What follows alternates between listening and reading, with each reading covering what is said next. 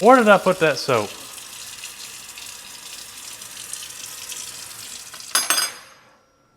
Now where did I put my drink?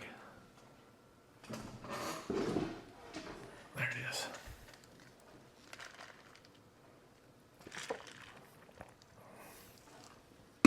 Oh, excuse me. Daddy, we ran out of room for our house plants. Do you think you can build us a plant holder? That gives me an idea.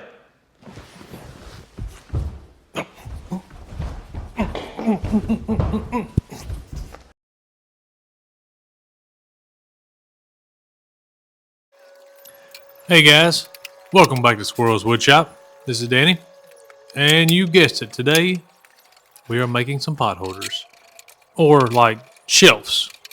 Like, the ladder shelves. And there will be two of them, because I got two kids.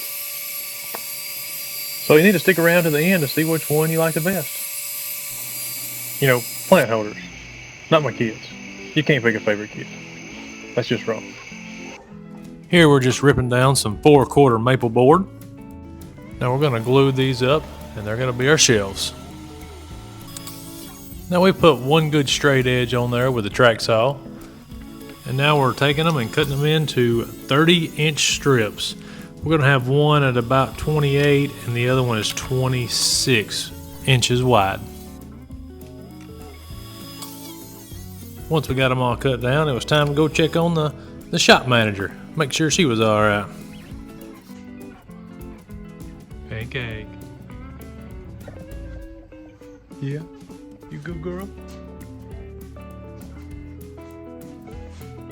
She seemed to be doing alright, but I was not about to ask her how she thought the project was going. We're going to get the track saw back out and rip a little bit off the other side of these boards. Now with the manager being in the area, it could get a little stressful, but she promised us she wasn't no bird dog. And by the looks of it, I believe her. But she could have saved us a step or two and just told us not to use the track saw, because we're going to use the joiner anyways. We probably could have used a track saw, but this joiner is really going to help dial it in for us. And since we're putting 3 of these together, we need all the help we can get. So we ran both sides of the boards through the joiner, and we tried to be as quiet as we could, because the boss was still in the area, and she was doing, bossy stuff. So we tried not to interfere with her. Now we're going to glue it up. No, I'm just kidding. We're going to put them together and lay us out some biscuits. But before we do all that, we need to move some stuff around here. Now the nice thing about having a small shop is everything's on wheels. Just move it wherever you want to move it. Out of the way, in the way, your choice. But it does happen quite often that out of the way is directly in the way. Now that we got that straightened out, let's go back to cutting these biscuits. Well, let me lock the table down so I don't get out of my way.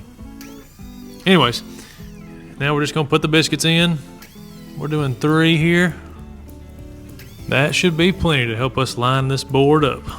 1, 2, no, just 1, 2, 3. There you go.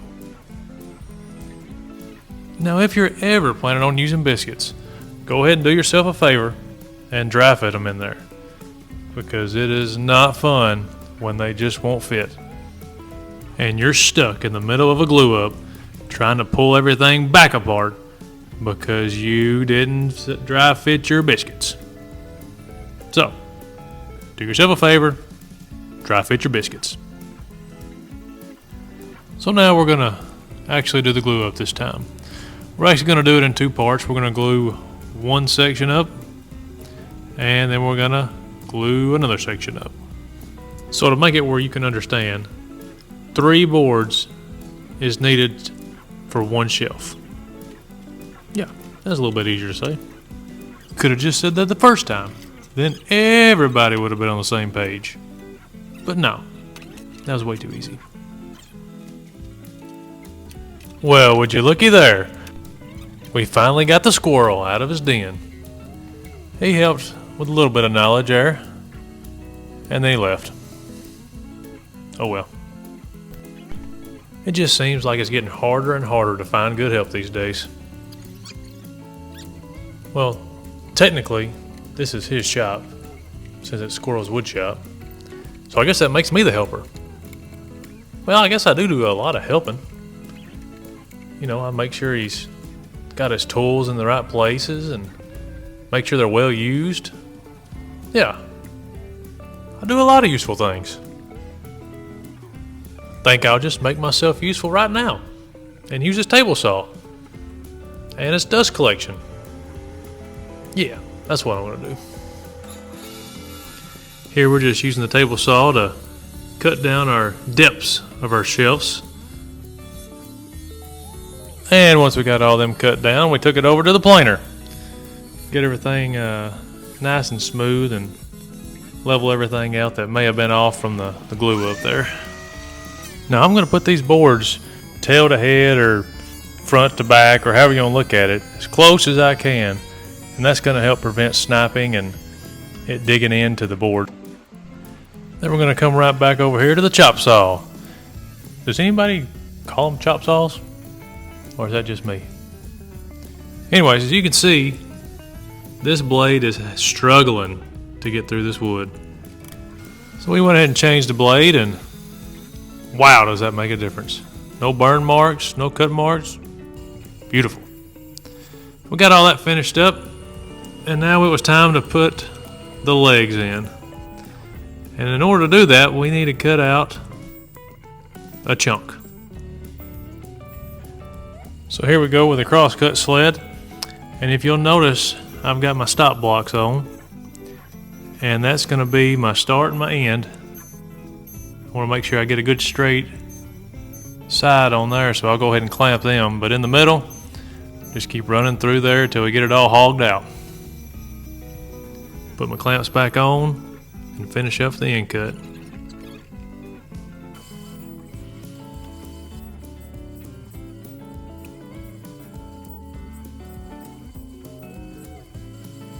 And once we got that all squared away, it was time to move on to the legs.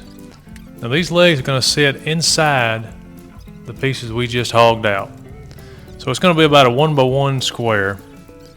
And this wood is basswood, basswood. Whatever it is, it's not the fish or the guitar. It's just wood. That ends up being really smooth and very enjoyable. Except when you cut it with the track saw and don't turn the dust collection on. Yeah, I did that. But I will use it to suck up all that dust left on the table that could have been prevented. But now we got a flat edge, and we were able to set it up against the chop saw and cut this board down to the lengths that we're going to need. Or a little over. I'll probably go back and cut off the exact dimensions here in a minute. These boards are so long, I decided to rip them down with a straight edge up against my fence. That way I can know for sure I got one straight edge. And once I got that side cut, I was able to put that side that we just cut up against the fence. And we went ahead and started ripping them. We got all them cut down, and then we took them over here to the chop saw again and went ahead and cut our final lengths.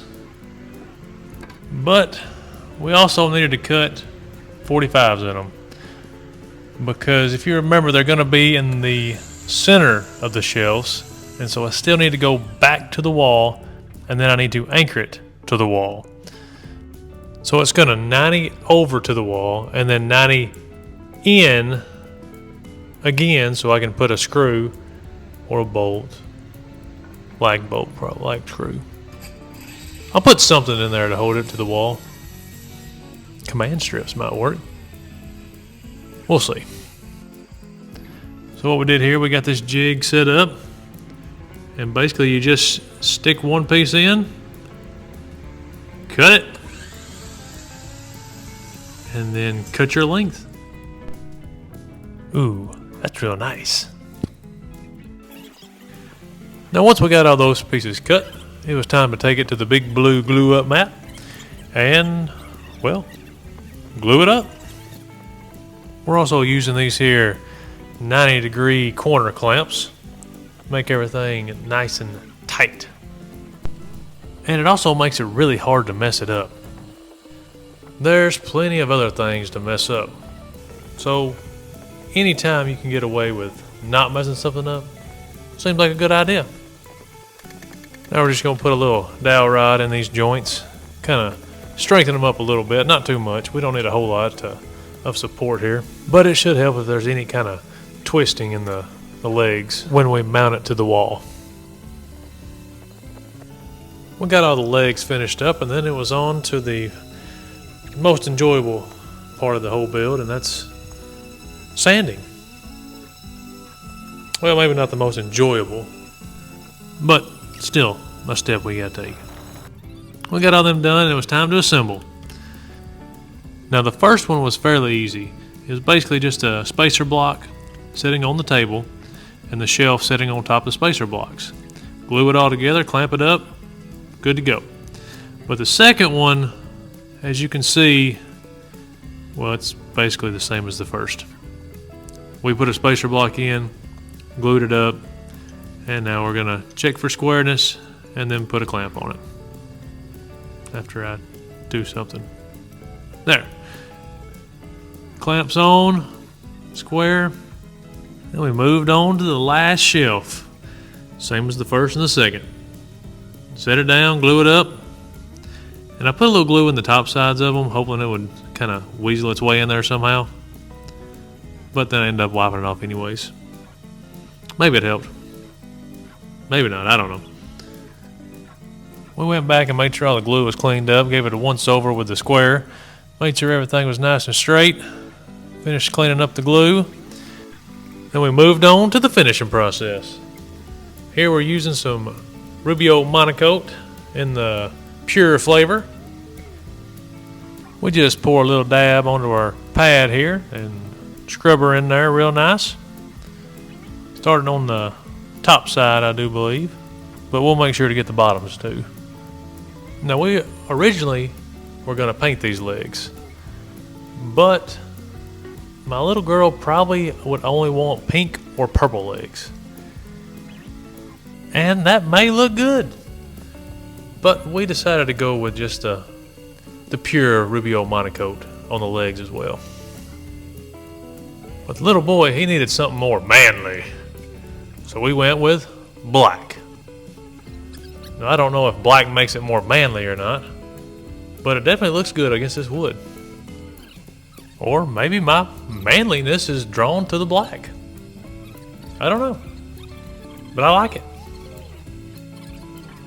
But now that we got it all finished up, it was time for the one opinion that matters the most. The manager's. I know she's been watching us the whole time. I could just feel it. And I think we got a little bit of an approval there. So we're good on this project.